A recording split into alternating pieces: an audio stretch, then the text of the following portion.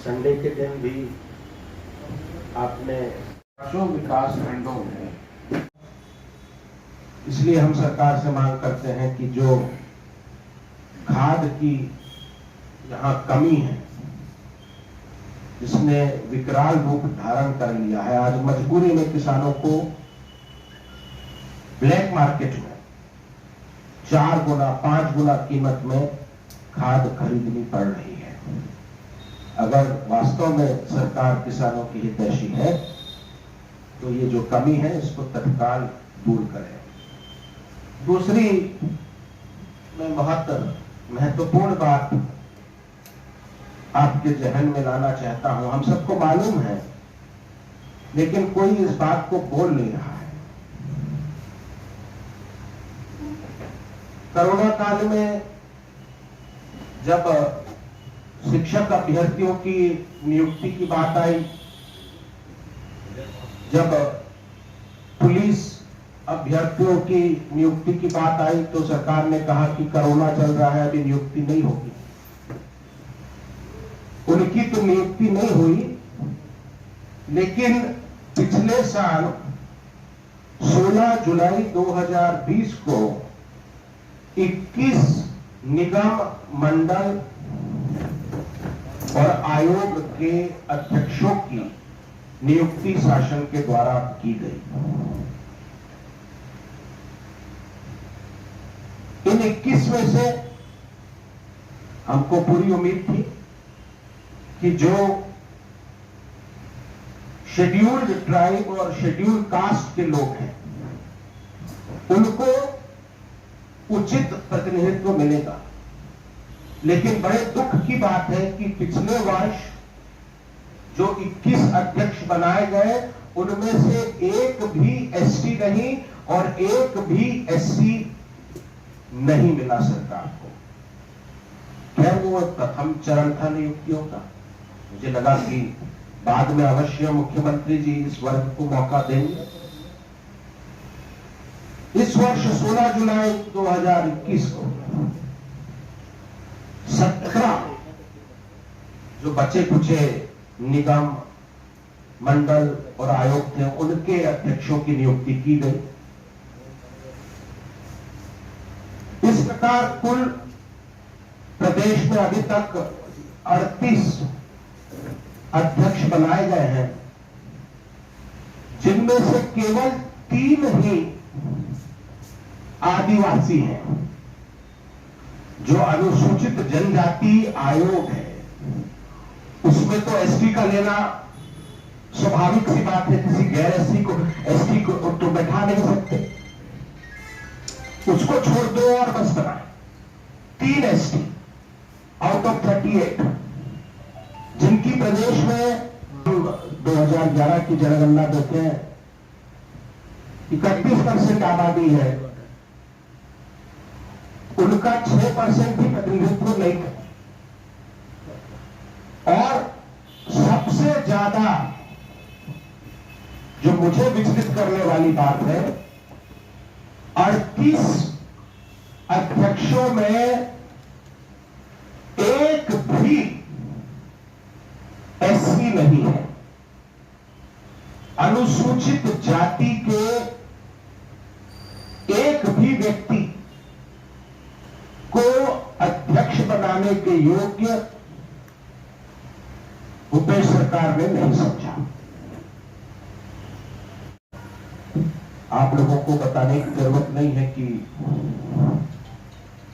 Lemru elephant reserve, इसकी परिकल्पना मेरे पिताजी स्वर्गीय अजीत जोगी जी ने 2001 में की थी। 2002 में जो उन्होंने भारत सरकार को प्रस्ताव भेजा था,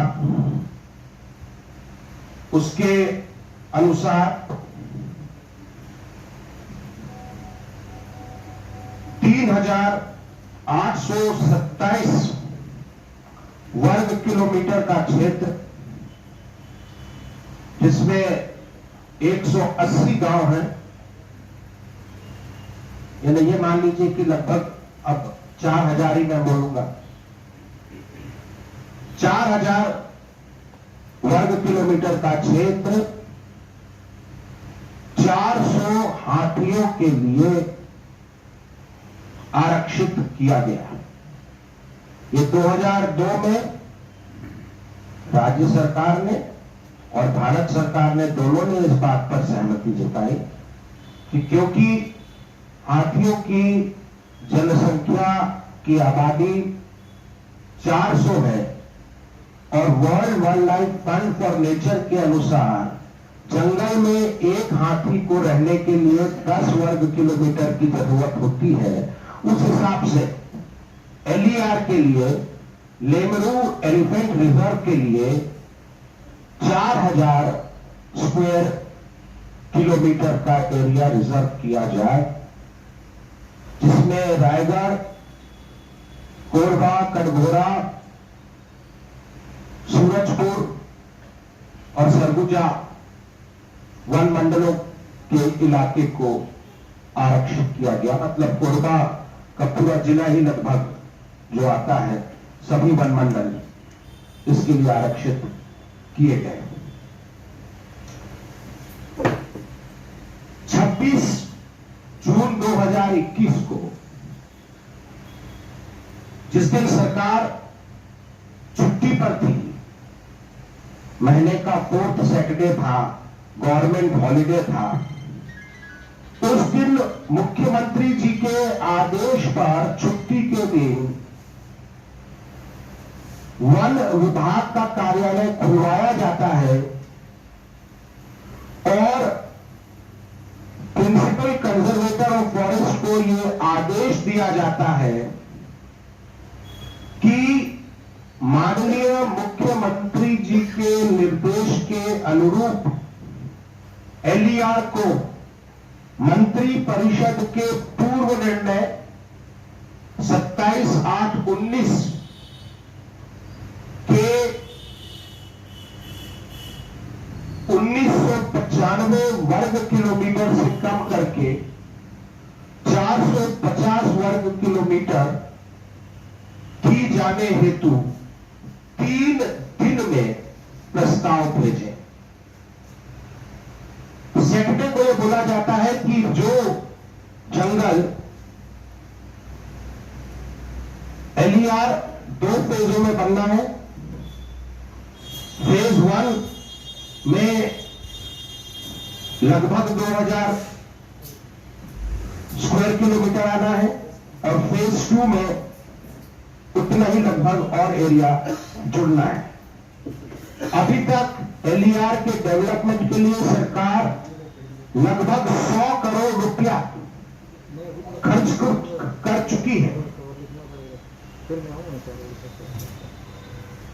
3 दिन में, मतलब शनिवार, रविवार, सोमवार तक यह आदेश कर दिया जाता है कि आप जंगल का जो 4000 स्क्वायर किलोमीटर एरिया है उसको 450 कर दीजिए। ये क्यों किया जाता है? 3 दिन का ही समय क्यों दिया जाता है? क्योंकि 30 तारीख को ट्यूसडे के दिन एक और आदेश पारित होता है जिसमें तारा, जनार्दनपुर, घाटबर्रा, फतेहपुर, मदनपुर, हरिहरपुर की खदानें,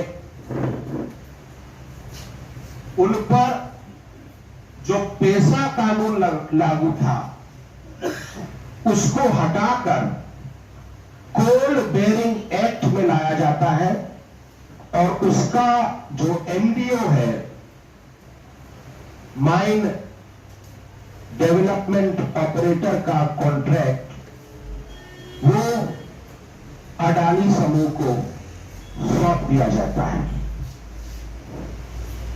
ये जो 6 खदानें हैं, इनमें लगभग 4 लाख करोड़ रुपये कोयले का भंडार है। माननीय सर्वोच्च न्यायालय ने, जैसे कि आप सब जानते हैं, एक बहुत महत्वपूर्ण आदेश पारित किया था। पहले जो कोयला खदानों का आवंटन किया जाता था, फर्स्ट कम फर्स्ट सर्व, मतलब जो पहले आया उसको पहले मिल जाता था, जो बाद में आया उसको बाद में।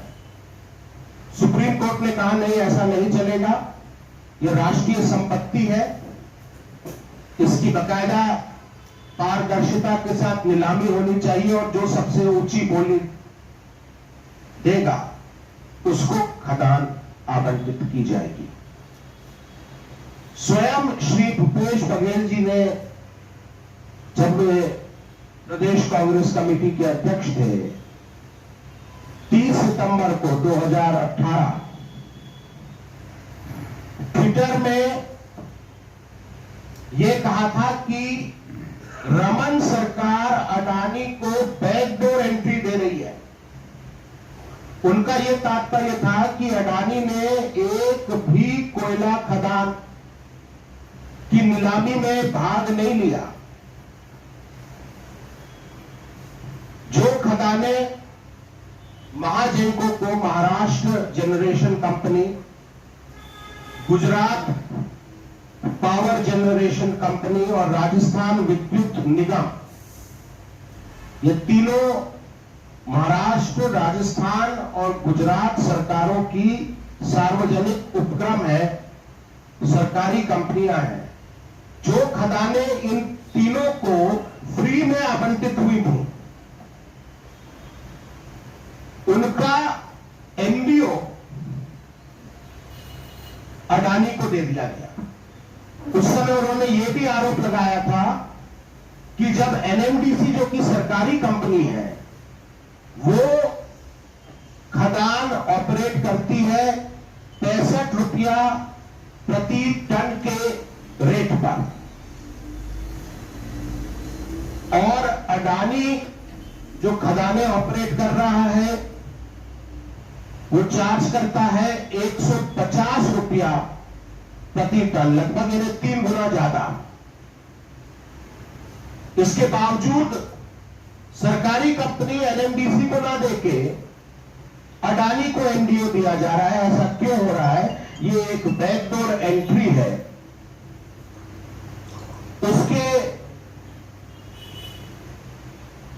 एक महीने बाद स्वयं राहुल गांधी जी यहां छत्तीसगढ़ में आए। जगदलपुर में उन्होंने एक आम सभा ली और बोले, सीधे सीधे आरोप लगाया कि रमन सिंह जी और नरेंद्र मोदी जी के राज में अगर अच्छे दिन आए हैं तो केवल अडानी के अच्छे दिन आए हैं। ये स्वयं राहुल गांधी जी ने कहा था।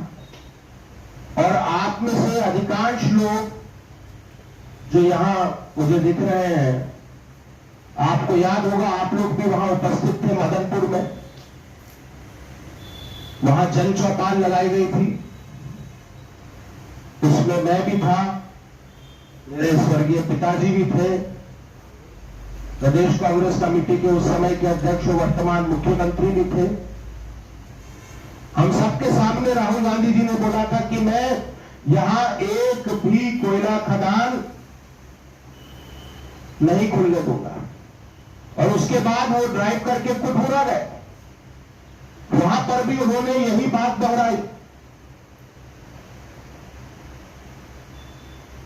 मैं आपको ये जानकारी देना चाहता हूं कि रमन सिंह जी के 15 सालों में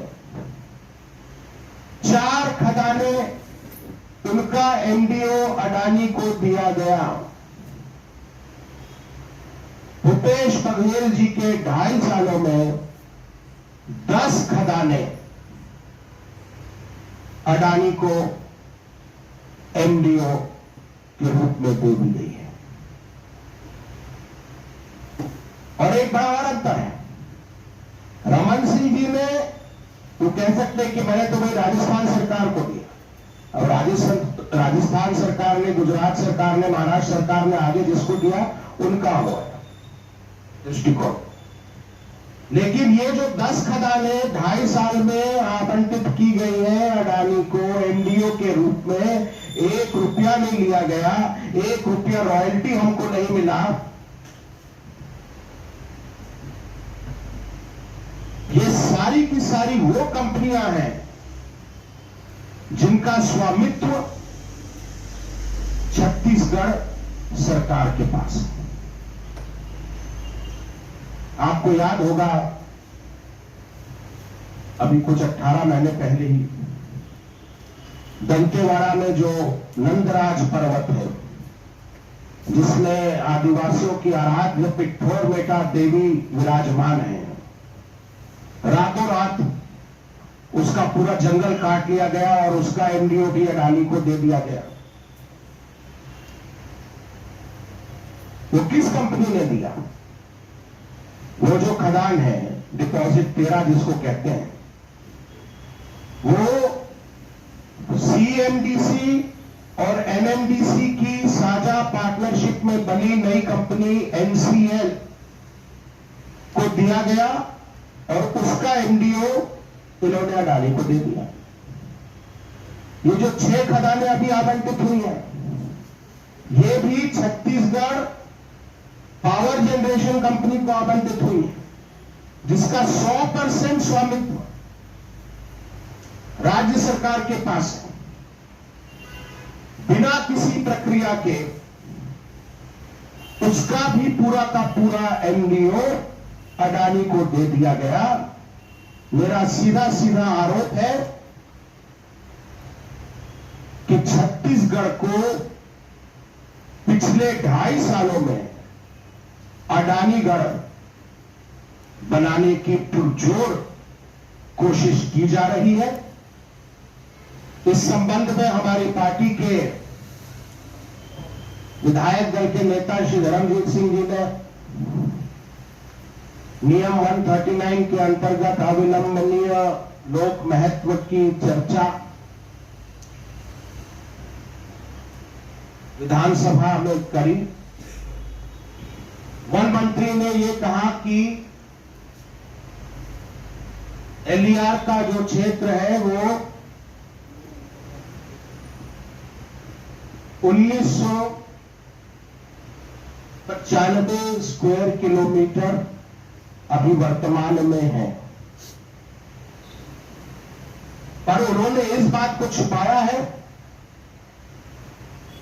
30 तारीख का जो अत्यंत ही महत्वपूर्ण आदेश है, जिसमें सीधे सीधे ये कहा गया है कि भविष्य में यहां पर कोल बेरिंग एक्ट लागू हो जाएगा। कोल बेरिंग एक्ट बड़ा पुराना नियम है। जब इंदिरा जी ने कोयला खदानों का शासकीयकरण किया था, राष्ट्रीयकरण किया था, नेशनलाइजेशन किया था, उस समय का ये कानून है। लेकिन अब जब कोयले की नीलामी हो रही है, गैर शासकीय प्लेयर्स आ चुके हैं, प्रॉफिट की बातें होती हैं, ऐसे में कोल बेरिंग एक्ट इधर क्यों लागू किया गया है, इसका जवाब सरकार को देना चाहिए। मुझे सीधे सीधे दिख रहा है कि वहां के जो रहवासी हैं उनको बोलने के अधिकार से, उनको जन सुनवाई के अधिकार से वंचित करने के लिए और सीधे सीधे ये खदानी अडानी को हैंड ओवर करने के लिए एक बहुत बड़ी डील हुई है। एक और बात मैं आपको बताना चाहता हूं कि हर महीने 1 लाख किलोलीटर डीजल सी फॉर्म के अंतर्गत अडानी को दिया जाता है।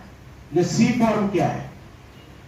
जब आप और मैं डीजल खरीदने जाते हैं तो हमको 25% सीएसटी, सेंट्रल सेल्स टैक्स, पटाना पड़ता है। अडानी को जब सी सी फॉर्म में ये डीजल दिया जाता है तो उसे केवल 2% पटाना पड़ता है।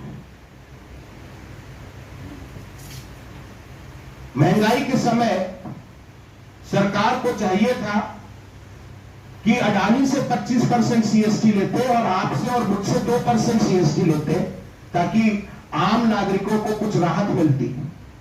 यहां तो सीधे सीधे उल्टा किया गया। अडानी की खुद की ये सी फॉर्म उन कंपनियों को दिया जाता है जो ऊर्जा उत्पादन करते हैं। पावर जनरेशन के लिए अगर डीजल का उपयोग हो रहा है तो सी फॉर्म दिया जाता है 2% सीएसटी पे। अडानी का पूरे प्रदेश में कहीं पर भी, जैसे कि आप जानते हैं, अगर हम रायगढ़ का, जो रायगढ़ में पावर प्लांट है, जो ठाकर ग्रुप का पावर प्लांट था, अडानी ने खरीदा, अभी आधी कैपेसिटी में भी नहीं चल पा रहा है।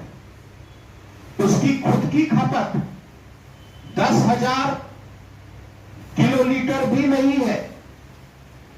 ऐसे में सीधे सीधे मैं आरोप लगा रहा हूं कि जितना भी पेट्रोल डीजल अडानी को दिया जाता है उसमें से 90% ब्लैक मार्केट में मुनाफाखोरी के लिए बेचा जाता है। और यही हाल कोयले खदानों का भी है। गिरमुरी, पिटुरिया, आप लोग वाकिफ हैं इन कोयला खदानों से।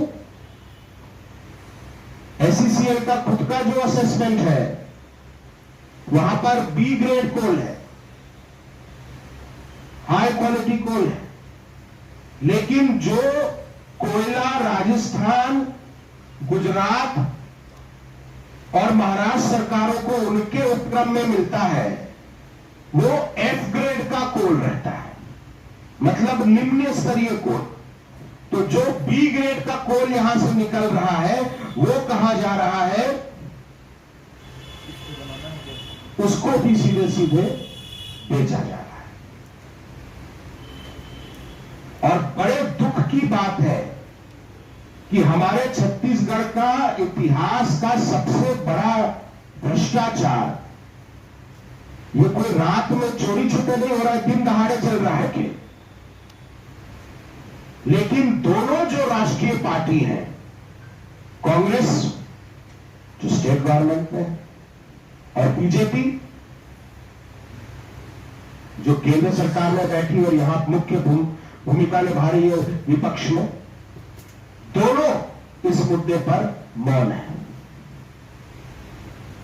तो मैं ये जानना चाहता हूं कि जब अडानी की बात आती है तो दोनों एक कैसे हो जाते हैं, दोनों मौन क्यों हो जाते हैं? इसीलिए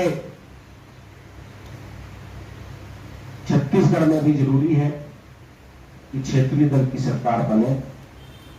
मेरे स्वर्गीय पिताजी का ये एक अधूरा सपना था और उस सपने को पूरा करने के लिए हमारी पार्टी लगातार संघर्ष कर रही है।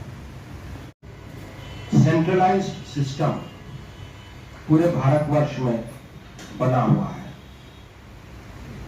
जिस भी गोदाम से खाद उठती है उसको उस उठाव का एंट्री कंप्यूटर में करना पड़ता है। मैंने अपने स्तर पे, क्योंकि इसकी खुद भी तहकीकात करी, तो मुझे यह बताया गया कि पिछले साल छत्तीसगढ़ के विभिन्न गोदामों से खाद उठाई तो गई, लेकिन उसकी एंट्री लॉगिन नहीं की गई।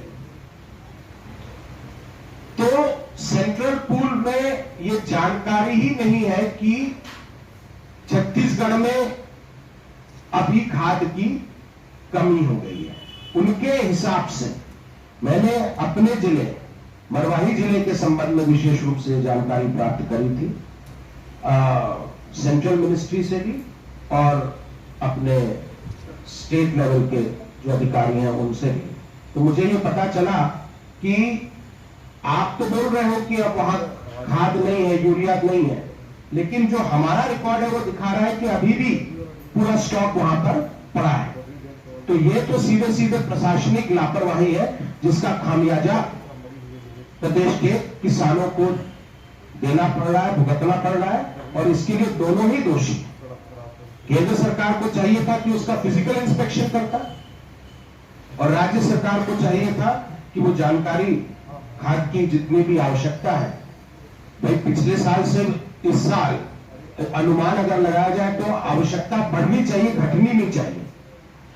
तो ये जानकारी उन्हें समय पर वहां सेंट्रल टीम को उपलब्ध करानी थी। पक्ष या विपक्ष नहीं ले रहा हूं, ये मेरा अपना व्यक्तिगत अनुभव है कि इस तरह की राजनीति, झूठा आरोप लगाने की राजनीति में मुख्यमंत्री जी मास्टर हैं। जब झीरम कांड हुआ था तब भी उन्होंने मेरे पिताजी और मेरा नाम घसीटने की कोशिश करी, और अभी भी मुझे लगता है कि ये जो पूरी घटना हुई उसमें अकेले बृहस्पति सिंह जी या जो उनके साथ 17-18 विधायक थे, वो अकेले कुछ खुद नहीं कर रहे थे। पीछे से सूत्रधार स्वयं मुख्यमंत्री जी ही थे, उन्होंने ही ये स्क्रिप्ट लिखा था। और मेरी बात की पुष्टि अब स्वयं बृहस्पति सिंह जी ने भी कर दी, उन्होंने खुद ही बोल दिया है संसद में, सदन में, कि मैं माफी मांगता हूं, मैंने। तो आपने ये सब बातें बोली क्यों, किसके कहने पर, वो भी स्पष्ट करना चाहिए। 4 ही दिन थे, ये बेवजह का ये मुद्दा आ गया। जो महत्वपूर्ण मुद्दे थे उन पे तो चर्चा हो ही नहीं पाई। ये तो उनके पार्टी का एक आंतरिक मामला है, पर साफ साफ दिख रहा है कि दोनों में घमासान मचा हुआ है, और उसका खामियाजा छत्तीसगढ़ की जनता को देना पड़ रहा है। सरकार जो है, कोई भी गाड़ी, आज आपने देखा, मैं अभी एक्टिवा से आया था, उसके 2 चक्के रहते हैं। जब दोनों चक्के एक साथ काम करेंगे तभी तो गाड़ी चलेगी। यहां तो एक चक्के पे ही गाड़ी चलाना चाहते हैं। जब राहुल गांधी जी ने शपथ दिलाई थी, उन्होंने सामूहिक नेतृत्व की बात कही थी। श्री भूपेश बघेल के साथ साथ श्री ताम्रध्वज साहू और श्री टी.एस. सिंहदेव जी तीनों को शपथ दिलाई गई थी। एक सामूहिक नेतृत्व की बात कही गई थी, पर सामूहिक नेतृत्व कहीं नहीं दिख रहा है, ये वन मैन शो चल रहा है। सारे कानूनी ऑप्शंस हमारे लिए अभी उपलब्ध हैं। जिस प्रकार से जब सरकार ने टीकाकरण में आरक्षण लागू कर दिया था और मुझे कोर्ट जाना पड़ा, इस मामले को भी, क्योंकि मुझे पूरा विश्वास है कि मेरे पास बहुत स्ट्रॉन्ग कानूनी तर्क मेरे साथ हैं, मुझे जरूर सफलता मिलेगी। यहाँ के जो रहवासी हैं, प्रदेश के जो रहवासी हैं, उनकी तरफ से मैं इस मामले में जनहित याचिका भी उम्मीद करता हूं कि इसी जो आने वाला हफ्ता है इसमें ही लग जाएगी। हम लोगों ने कुछ डॉक्यूमेंट्स मांगे हैं, कुछ डॉक्यूमेंट्स हमें आपके ही जिला प्रशासन ने उपलब्ध कराए हैं, कुछ डॉक्यूमेंट्स अभी नहीं दे पाए हैं, समय मांगा है। और एक जो हमने दस्तावेज मांगा था उसमें धारा 8 के अंतर्गत हमारा आवेदन खारिज भी कर दिया गया है। तो ये सब चीजें चल रही हैं, पर हम लोग उस ओर अग्रसर हैं। मुझे हाईकोर्ट और इसी के साथ एनजीटी में भी हम लोगों ने पता किया है कि एक मामला पहले से शायद एक खदान को लेकर लंबित है, तो उसमें हम लोग इंटरव्यूनर भी बनेंगे। भूपेश सरकार यू टर्न सरकार है। इन्होंने शराबबंदी की बात करी, पूरे प्रदेश को शराब मंडी बना दिया। इन्होंने कहा था कि बेरोजगारों को हर महीने 2500 बेरोजगारी भत्ता भी देंगे। इस सत्र में मेरी मां कोटा की विधायक डॉक्टर श्रीमती रीनू जोगी जी ने जब प्रश्न पूछा कि ऐसी कोई योजना क्या सरकार के समक्ष है, तो भाषाधक मंत्री श्री उमेश पटेल जी ने साफ साफ उत्तर दिया कि ऐसा कोई भी योजना पर विचार नहीं किया जा रहा है। तो जितने सब पे तो यूटर्न ले दिए। मुझे इस बात का गर्व है कि सबसे पहले अगर पूर्ण शराबबंदी की बात इस प्रदेश में करी किसी ने, तो मैंने ही करी थी। और हम लोगों ने यहाँ पर जिला कलेक्टर का उस समय घेराव किया था। ये 2010 की बात मैं कह रहा हूं। करीब 3000 लोगों ने गिरफ्तारी दी थी। कोरबा से ही हम लोगों ने शुरुआत करी थी। और मेरे पिताजी ने घोषणा पत्र में नहीं, तो बकायदा हाईकोर्ट गए, उन्होंने एफिडेविट फाइल किया, शपथ पत्र भरा, और उसमें जो पहला बिंदु था वो शराबबंदी का ही था। मेरे पिताजी का और मेरा मानना है कि आज अगर हमारे प्रदेश के विकास के, खुशहाली का अगर कोई सबसे बड़ा दुश्मन है तो वो शराब है। मैंने मुख्यमंत्री जी से यही सवाल किया है कि इस पूरे विश्व में मैं और मेरी धर्मपत्नी ऋचा, हम दो ही एक ऐसे व्यक्ति हैं जिनकी कोई जाति ही नहीं है। क्या हम मंगल ग्रह से आए हैं? उन्होंने बोल दिया आप आदिवासी नहीं, आपकी पत्नी आदिवासी नहीं। तो ठीक है भाई, बताएं तो हम हैं क्या?